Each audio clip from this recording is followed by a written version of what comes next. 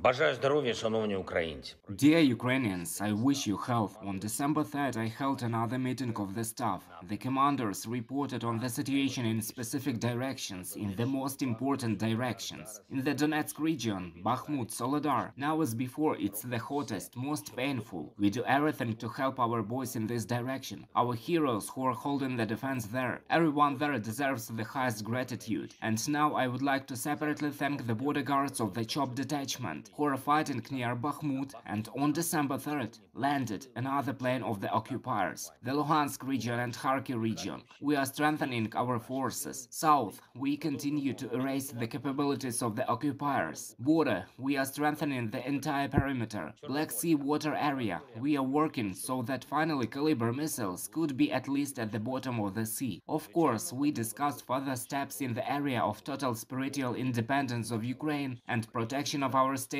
from informal networks of influence of the terrorist state. A separate conversation at the meeting of the staff is about energy, recovery progress and object protection. We're constantly working on it. The discussion on price caps, that is on limiting the export price of Russian oil, has ended in the world, unfortunately without big decisions, as you wouldn't call it a big decision to set such a limit for Russian prices, which is quite comfortable for the budget of a terrorist state. Russia has already caused huge losses to all countries of the world by deliberately destabilizing the energy market, and the world cannot dare its real energy disarmament. It's a weak position, and it's only a matter of time when stronger tools will have to be used anyway. It's a pity that this time will be lost. The logic is obvious. If the price limit for Russian oil is $60 instead of, for example, $30, which Poland and the Baltic states talked about, then the Russian budget will receive about $100 billion a year. This money will go not only to the war and not only to Russia's further sponsoring of other terrorist regimes and organizations. This money will also be used to further destabilize precisely those countries that are now trying to avoid big decisions. On December 3rd, I held a meeting with the leaders of our foreign policy bloc. We summed up the week and are preparing new events for December and January. Very powerful steps. Ukraine's position will be heard. Ukraine's interests will be realized despite everything. And one more. On December 2nd, I spoke with students of universities: Skovoroda University in Pereyaslav, Kyiv Mohyla Academy, Skovoroda Kharkiv National Pedagogical University. 3 institutions out of many that keep the memory of Skovoroda and preserve